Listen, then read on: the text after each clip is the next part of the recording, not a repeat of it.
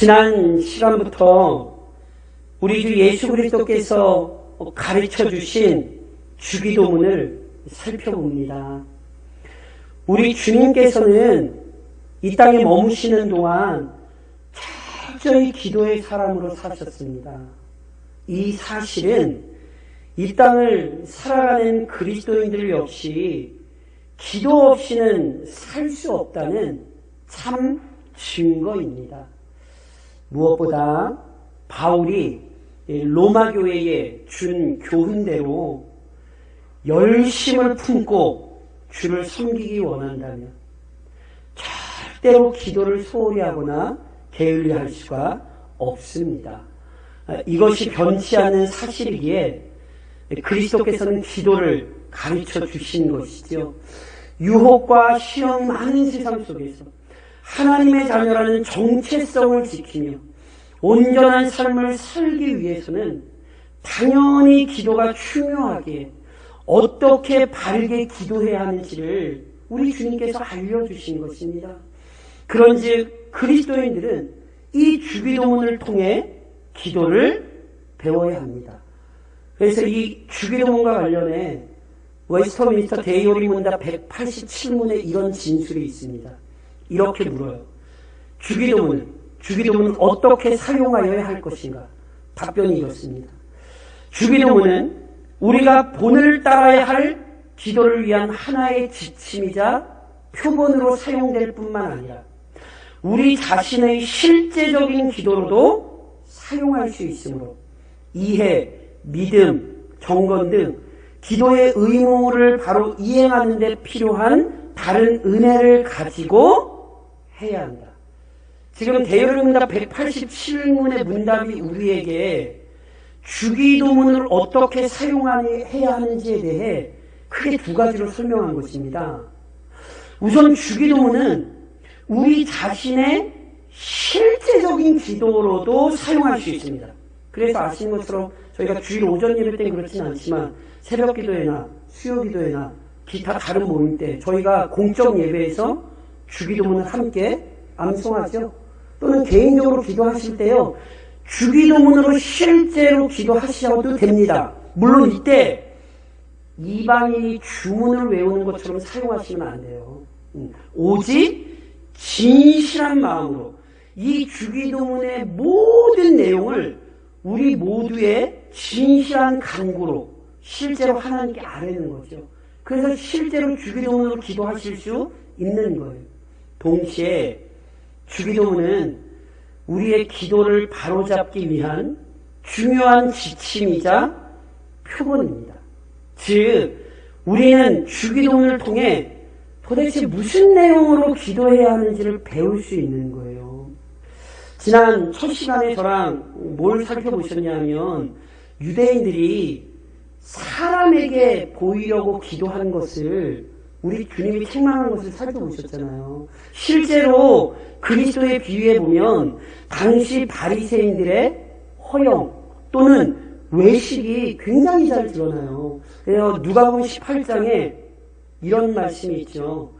바리새인은 서서 따로 기도하여 이르되 하나님이여 나는 다른 사람들 곧 토세, 불의, 간음을 하는 자들과 같지 아니하고 이 세리와도 같지 아니함을 감사하나이다. 나는 2일에 2번씩 금식하고 또 소득의 11조를 드리나이다 하고 이 기도가 지금 뭔지 아시겠어요? 이 사람들은 사람에게 보이려고 기도를 했잖아요. 그러니까 지금 이 기도 내용이 다 뭐죠?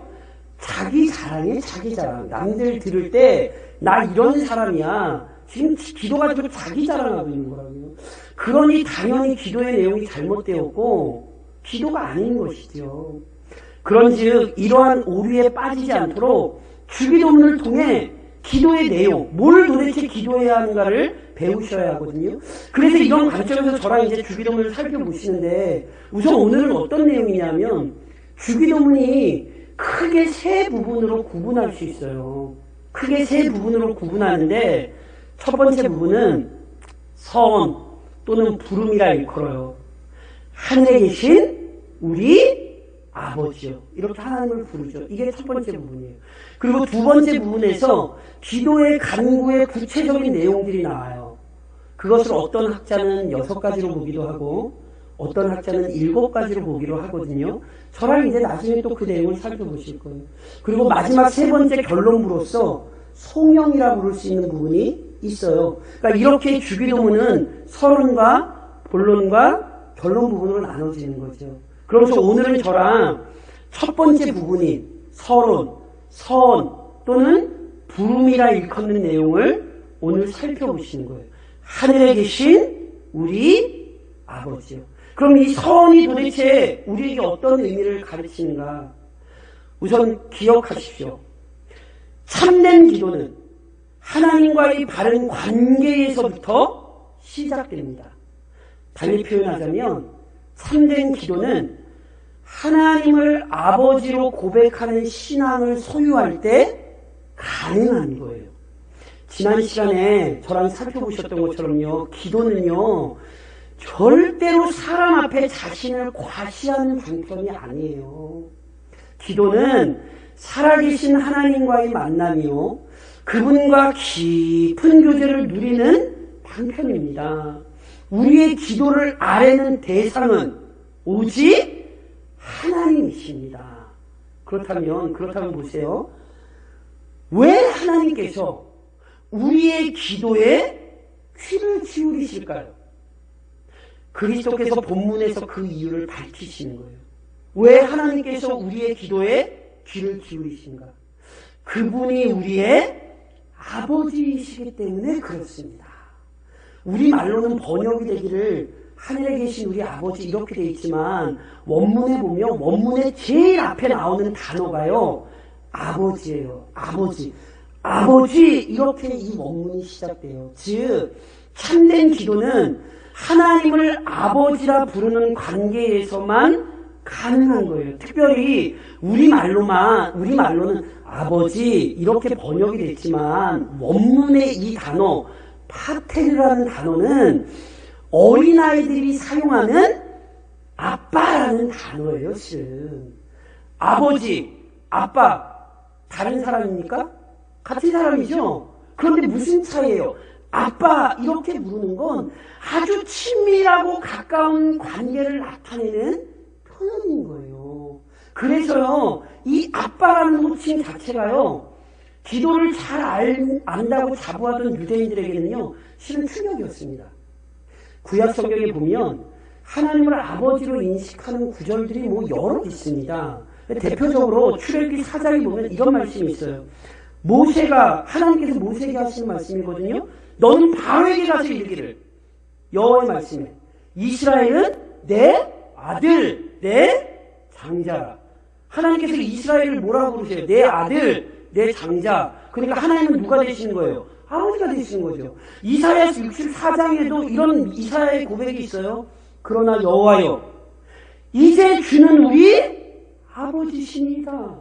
우리는 진흙이요 주는 토기장이시니 우리는 다 주의 손으로 지으신 것이니이다. 이사야도 하나님을 뭐라 불러요? 아버지 이렇게 부르고 있잖아요. 그런데요, 여기 나타난 이 아버지라는 표현들은요, 아빠라는 호칭에서 드러나는 개인적인 어떤 친밀감의 표현이 아니라 실은 하나님과 이스라엘 백성 간의 언약적 관계를 나타내는 거예요. 하나님이 이스라엘을 책임지시는 분, 이스라엘의 주인이라는 뜻으로 하나님을 아버지라 이렇게 표현하고 있는 거죠. 게다가 유대인들은요, 하나님의 이름을 함부로 부르는 것을 두려워했거든요. 저랑 얼마 전에 십계명 살펴보셨잖아요. 십계명의 3번째 계명이 뭐예요? 여호와의 이름을 망령되이 부르지 말라. 그래서 제가 그 계명 설명하면서도 말씀드렸어요. 유대인들이요, 하나님의 이름을 함부로 안 부르려고 그 이름을 그 바른 대로 안 부르고 다른 발음으로 불렀어요. 그래서 실제로 하나님의 이름을 불렀던 그 발음은 우리가 지금 뭔지 모른다니까요. 그러니까 그 정도로 하나님의 이름마저 부르기를 두려워했는데 그 거룩하신 하나님을 아빠? 유대인들에게는 이게 상상할 수 없는 일이었어요. 하지만 그리스도께서는 하나님을 아빠라고 부르라고 가르치시죠. 왜요? 실제로 하나님을 아빠로 부를 수 있는 축복이 죄인들에게 허락되었기 때문입니다. 다시 말해 하나님께서 죄인들의 아버지가 되어주셨어요. 어떻게요? 요한복음 1장에 분명히 선언하죠. 영접하는 자, 곧 그 이름을 믿는 자들에게는 하나님의 자녀가 되는 권세를 주셨으니. 본래 아담 안에서 모든 사람이 죄인입니다. 바울이 에베소서에서 사용했던 표현을 빌린다면 허물과 죄로 죽었던 자들이며 공중의 권세 잡은 자, 즉 사탄을 따르며 육체의 욕심을 따라 행하던 본질상 진노의 자녀였습니다. 공의로운 심판자이신 하나님께서 내리는 이 영원한 형벌을 피할 수 없던 자들이었죠. 그러나 이제 누구든지 그리스도를 믿는 자마다 영원한 형벌에서 벗어납니다. 오직 그리스도를 믿는 믿음으로 말미암아 진노의 자녀에서 사랑받는 자녀로 변화됩니다. 그런지 그리스도 안에 있는 자들은 하나님을 두려워할 필요가 없습니다. 오히려 심판자 하나님을 자애로운 아버지로 부르며 담대히 은혜를 구할 수 있습니다. 이처럼 그리스도 안에서 하나님께서 아버지가 되어 주셨기에 실은 참된 기도가 가능한 거예요. 오늘도 우리가 하나님을 부르며 기도할 수 있는 이유는 그분이 우리의 아빠이시기 때문에 그러한 것입니다. 그리고 이것을 달리 말하면요, 하나님을 아버지로 부를 수 없는 자라면 그 사람은 결코 기도할 수 없어요. 오직 하나님을 아빠로 부를 수 있는 관계가 되었기에 오늘도 우리가 기도할 수 있음을 기억하셔야 됩니다. 동시에 참된 기도는 우리의 아버지 하나님께 아뢰는 것입니다. 우리의 아버지 하나님께. 기도는 그리스도 안에서 하나님의 자녀된 자들만이 누릴 수 있는 특권이라 말씀을 드렸죠. 오직 택하심을 받고 구원을 받은 자녀이기에 누릴 수 있는 놀라운 은혜요, 축복입니다. 그런데 이처럼 감격스러운 구원의 은혜는 개인적 차원을 넘어 공동체적으로 성취되었어요. 그래서 하나님을 단순히 나의 아버지가 아니라 우리 아버지로 부르라고 가르치셨죠. 다시 말해 하나님께서는 성도 개개인의 아버지이신 동시에 우리의 아버지이세요. 이러한 사실은 제가 앞서 언급드렸던 구약성경의 진술에서도 실은 확인돼요. 하나님께서 어떤 한 사람이 아니라 이스라엘 공동체를 향해, 이스라엘 백성을 향해 내 아들이야 이렇게 부르셨잖아요. 이사야 역시 주는 나의 아버지, 이사야가 이렇게 표현 안 했어요. 주는 우리 아버지시라 이렇게 표현했잖아요. 그러니까 이런 표현들에서 나타나듯 하나님께서는 죄와 사망의 권세에서 사로잡혔던 무리 중에서 일부의 사람들을 택하시고 불러 모으셔서 거룩한 자녀 공동체로 만드셨어요. 그래서 보세요. 출애굽기 33장에 모세가 이 사실을 알았기에 이렇게 기도해요. 나와 주의 백성이 주의 목전에 은총 입은 줄을 무엇으로 알리까? 주께서 우리와 함께 행하심으로 나와 주의 백성을 천하만민 중에 구별하심이 아니니까. 단순히 모세가 나라고 얘기하지 않아요. 나와 주의 백성, 우리와 함께 행하심으로. 그러니까 이 사실은 단순히 기도가 개인만을 위한 것이 아니라 공동체를 위한 것이라는 사실을 깨닫게 하는 거예요. 나 자신만을 위해 기도할 것이 아니라 하나님의 백성 공동체를 위해 주어진 은혜임을 깨닫게 하는 거죠. 그래서요, 성경에 등장하는 믿음의 사람들의 기도를 보시면 항상 이 공동체를 위하여 기도하고 있음을 확인하실 수 있어요. 이스라엘 백성이요, 광야에서 금송아지 섬긴 죄를 지었을 때 모세가 어떻게 기도했는지 기억하세요? 출애굽기 32장이 이렇게 기록하죠. 모세가 여호와께로 다시 나아가 여짜오되 슬프도소이다. 이 백성이 자기들을 위하여 금신을 만들어 싸우니 큰 죄를 범하였나이다. 그러나 이제 그들의 죄를 사하시옵소서. 그렇지 아니하시면 원하건대 주께서 기록하신 책에서 내 이름을 지워버려 주옵소서. 잘 아시잖아요.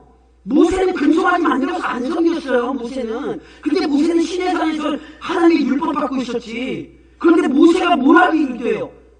단순히 자기는 하나님 살려주세요 이렇게 기도하는 게 아니라 이스라엘 백성 전체를 위하여 기도하되, 심지어 자기는 이 죄 짓지도 않았는데 자기 목숨을 담보로 이스라엘을 위하여 기도하죠. 기도는 단순히 개인을 위한 것이 아니라 하나님의 백성 공동체를 위한 사실을 너무너무 모세는 잘 알았고, 그래서 그 백성 공동체를 위해 지금 모세가 기도하고 있는 거예요. 이 사실은 기도를 가르치셨던 우리 그리스도의 삶에서도 확인돼요. 예수님께서 십자가를 지시기 전에 요한복음 17장에서 이렇게 기도하세요. 내가 비웃는 것은 이 사람들만을 위함이 아니요, 이 사람들은 제자들을 위해요. 이 제자들만을 위함이 아니요, 또 그들의 말로 말미암아 나를 믿는 사람들도 위함이. 놀랍게 예수님께서 십자가를 지시기 전에 단순히 제자들만이 아니라 이 땅에 세워질 하나님의 백성 교회를 위하여 기도하시죠. 참된 기도는 위대하신 하나님께서 나의 아버지가 되신다는 사실과 동시에 그 아버지 하나님께서 우리의 아버지라는 사실을 알고 간구하는 거예요. 그런즉 하나님을 아버지로 부르는 자들은 그분 앞에 구하고 찾고 두드리면서 단지 자신만이 아니라 하나님의 백성을 위해 기도해야 마땅합니다. 지금도 이 땅에 하나님의 백성을 위해 기도하는 사람들이 진짜 제대로 기도하는 사람이라는 사실을 기억하셔야 되는 거예요. 또 하나, 참된 기도는 위대하신 하나님의 존귀와 위엄을 인식하며 아는 것입니다. 그리스도께서는 기도의 내용을 구체적인 간구를 알려주시기 전에 오늘 저랑 살펴보시는 이 서원을 통해 우리가 기도할 수 있는 근본적인 이유를 알려주시잖아요. 즉 하나님께서 아버지가 되세요. 아버지가 되시기에 우리는 기도할 수 있어요. 동시에 그 기도가 누구에게 주어진 은혜의 방편인지도 알려주시죠. 즉 기도는 한 사람의 그리스도인만이 아닌 하나님의 자녀 공동체를 위한 거예요. 그냥 아버지가 아니에요. 우리 아버지예요. 더 나아가 이 부름에서 그리스도께서는 우리의 기도가 헛되지 않은 이유도 알려주세요. 즉 기도가 그리스도인에게 진정한 능력이요 권세인 이유가 있어요. 그것은 바로 우리의 기도를 들으시는 하나님께서 어떤 분이시게요? 하늘에 계신 분이기 때문에 그래요. 하늘에 계신 우리 아버지요. 하나님은 하늘에 계신 분이죠. 이 사실은 성경 곳곳에 증언돼요. 예를 들면 시편 103편에 이런 말씀이 있어요. 여호와께서 그의 보좌를 하늘에 세우시고 그의 왕권으로 만유를 다스리신도다. 하나님께서요 하늘 보좌에서 온 세상을 다스리십니다. 그런데 이때 하늘이란 단순히 물리적이고 공간적인 개념이 아니에요. 무슨 말씀이냐면 여기 지금 하늘에 계시다고 할 때 그 하늘은 밖에 나가서 보시면 눈에 보이는 파란 하늘, 이게 아니에요. 하나님께서는 거룩한 영이시기에 우리처럼 어떤 공간 속에 제약받지 않으세요. 그래서 시편 기자가 시편 139편에 이런 고백하잖아요. 내가 주의 영을 떠나 어디로 가며 주의 앞에서 어디로 피하리까? 내가 하늘에 올라갈지라도 거기 계시며 수월에 내 자리를 펼치라도 거기 계시니이다. 한마디로 하나님께서는 어느 곳에나 존재하시지요. 이것을 신학적인 용어로는 무소부재 이렇게 표현하는 거예요. 하나님이 계시지 않은 곳은 없어요. 그래서 지금도 이 시간 온라인으로 예배할 수 있는 이유는 그곳에 하나님이 우리와 함께 하시기 때문에 그렇다니까요. 그러니 지금 하늘에 계신다는 표현은 물리적인 공간, 장소를 의미하는 게 아니라 존재론적으로 이해하셔야 돼요. 즉 하나님과 피조물의 간격, 도저히 비교될 수 없는 그 무한한 차이를 표현한 거예요. 하나님께서는 창조주로서 피조물과 달리 무한한 영광과 능력을 소유하셨습니다. 미련하고 연약한 피조물들은 절대로 소유할 수 없는 존귀와 권세를 지니셨죠. 그래서 제가 조금 극단적으로 표현하자면 하나님께는 어떤 피조물도 필요하지 않습니다. 그러니까 피조물이 하나님을 도울 수도 없고요. 하나님께서 피조물의 도움을 요구하실 일도 없어요. 하나님은 우리 없어도 아무 문제가 없으신 분이라고요. 그럼에도 그 위대하신 하나님께서 행하시는 일이 도대체 무엇입니까? 시편 11편에 이런 찬양이 나오죠. 여호와께서는 그의 성전에 계시고 여호와의 보좌는 하늘에 있으며 그의 눈이 인생을 통촉하시고 그의 안목이 그들을 감찰하시도다. 제가 지금 말씀드렸던 것처럼 하나님은 우리가 필요 없으신 분이에요. 이 만물이 하나님은 필요 없으신 분이에요. 그런데 놀랍게 그분이 자신이 창조하신 피조세계를 방치하거나 멀리하지 않으십니다. 그분은 이 땅의 모든 일에 개입하고 다스리십니다. 연약한 인생들을 감찰하시고 그들의 현실에 귀 기울이십니다. 그리고 이거 정도로 안 끝나요. 그분이 이 땅에 있는 그의 자녀들에게 능력을 보여주시거든요. 그런데 어떻게 능력을 보여주는지 아세요? 시편 22편에 이렇게 고백하죠. 그는 곤고한 자의 곤고를 멸시하거나 싫어하지 아니하시며 그의 얼굴을 그에게서 숨기지 아니하시고 그가 울부짖을 때에 들으셨도다. 놀랍게도 하늘 보좌에 앉아 계신 하나님께서 낮고 낮은 땅에 울부짖음에 귀 기울이시는 거예요. 그리고 그 자녀들의 울부짖음에 응답하시되 그의 전능하신 능력으로 그 자녀들을 도와주십니다. 지금도 하나님께서는 이 땅에 있는 그의 자녀들이 하나님 앞에 울부짖는 소리를 듣고 계시고 놀랍게 그 울부짖는 소리 가운데에 그의 전능하신 능력을 보여주신다고요. 결국 기도는 연약한 인생이 누릴 수 있는 진정한 능력이요 특권입니다. 그런즉 이 기도의 능력을 아는 자들이라면 어찌 기도하지 않겠습니까? 그러니 사랑하는 성도 여러분, 그리스도 안에 있는 자들에게만 주어진 이 기도라는 특권을 포기하거나 게을리하지 마십시오. 일부 이 잘못된 신학에서는요, 하나님께서 아버지라는 사실에 관해 모든 사람의 아버지 되심 또는 온 인류의 아버지 되심을 주장해요. 이것을 신학적인 용어로는 보편적 부성이다. 저희가 이런 표현을 쓰거든요. 모든 사람의 아버지다. 이 주장에 일면 타당한 면이 있어요. 그러니까 무슨 말씀이냐면 욥기 12장에 보면 이런 말씀이 있어요. 모든 생물의 생명과 모든 사람의 육신의 목숨이 다 그의 손에 있느니라. 하다못해 이 땅에 있는 모든 생명의 생명, 미물이라 할지라도 그 미물의 생명, 그리고 모든 사람의 목숨이 누구 손에 있어요? 하나님 손에 있어요. 무슨 얘기입니까? 하나님께서 모든 사람의 창조지요? 모든 사람의 주인이 되신다는 의미죠. 그러니까 보세요. 하나님이 모든 사람의 생명을 창조하시고 그의 주인이 되시니 이런 의미에서 하나님은 모든 사람의 아버지다. 실은 우리는 이렇게 이해할 수 있어요. 그런데 하지만 그리스도께서 본문에서 가르치신 아버지라는 표현은 이런 의미가 아니라니까요. 본래 하나님께서는 아담 안에서 이미 죄 있는 자들을 형벌하시는 엄한 심판자이십니다. 그런데 하나님께서 택하신 자녀가 받아야 할 형벌을 그리스도에게 대신担당시키셨어요. 그런즉 그리스도 안에 있는 자들에게 더 이상 하나님은 무서운 심판자가 아닌 것이죠.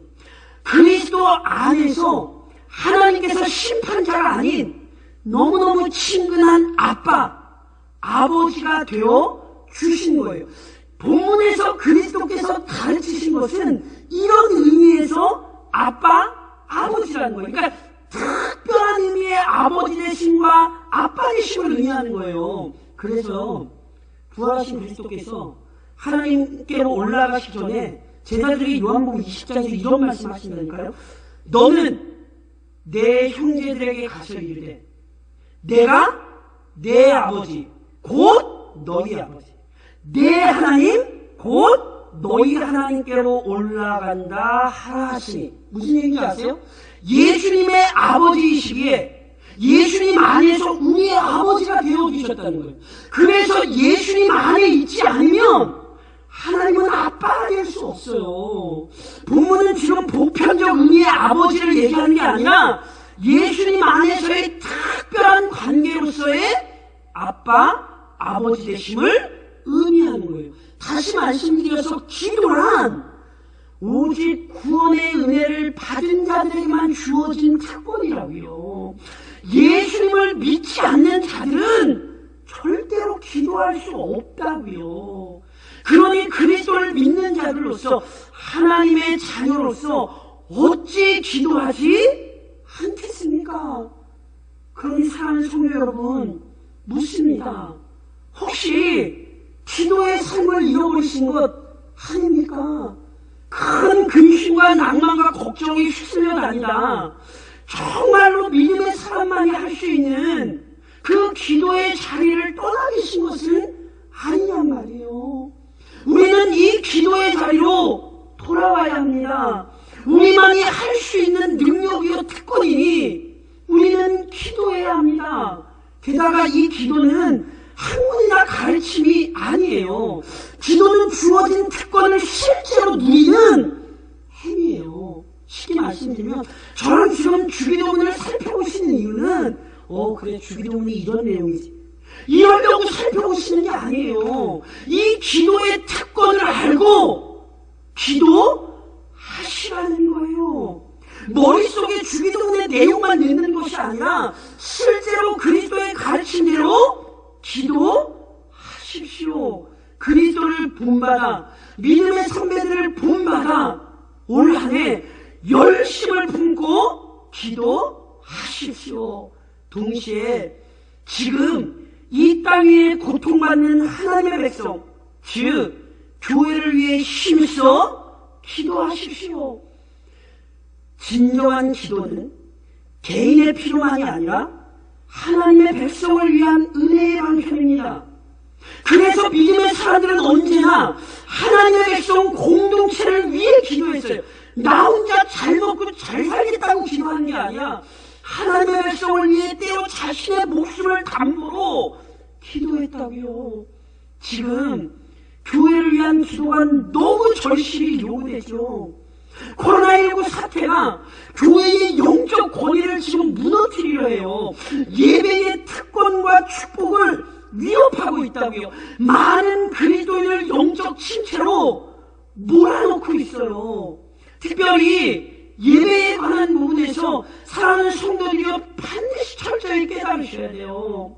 지금 예배가 무너져가고 있는 현실을 우리가 보면서 그냥 가만히 넋놓고 있으면 안 돼요. 정부의 방역 지침이 제가 누누이 말씀드린 것처럼 교회의 예배 모임 자체를 방해하고 폐하는 것은 하나님께서 정부에게 주신 권위를 넘어서는 거예요. 그러면 이 위기의 때에 도대체 우리가 어떻게 해야 합니까? 하늘에 계신 우리의 아버지 하나님께 부르짖으십시오. 전능하신 능력으로 그의 백성을 지키고 보호하시는 하나님께 도움을 구하십시오. 이것이 그리스도인들이 해야 할 일입니다. 명심하셔야 돼요. 우리에겐 응답의 약속이 있어요. 열왕기상 8장에 이미 성전을 놓고 솔로몬이 어떻게 기도했어요? 만일 이 땅에 기근이나 전염병이 있거나 곡식이 시들거나 깐부기가 나거나 메뚜기나 황충이 나거나 적국이 와서 성읍을 에워싸거나 무슨 재앙이나 무슨 질병이 있든지 막론하고 한 사람이나 혹 주의 온 백성 이스라엘이 다 각각 자기의 마음의 재앙을 깨닫고 이 성전을 향하여 손을 펴고 무슨 기도나 무슨 간구를 하거든 주는 계신 곳 하늘에서 들으시고 사하시며 각 사람의 마음을 아시오니 그들의 모든 행위대로 행하사 갚으시옵소서. 주만 홀로 사람의 마음을 다 아십니다. 솔로몬이 하나님의 은혜를 구하며 기도했고 하나님께서 놀랍게도 자기의 백성들이 기도할 때에 어떤 문제가 됐든지 자기의 백성을 구하시겠다 약속하셨어요. 이 약속을 주셨고 이 약속을 신실히 지키시겠다 말씀하셨으니 그 하나님께 지금 이 땅의 교회의 회복을 위해 간절히 기도하십시오. 이것이 우리가 할 일입니다. 그러니 이번 한 주간도 성도만이 누릴 수 있는 하나님을 아버지라 부를 수 있는 그 기도의 특권과 능력을 능력 있게 지혜롭게 사용하시기를 우리에게 기도의 권위를 주신 주님의 이름으로 간절히 권면드립니다.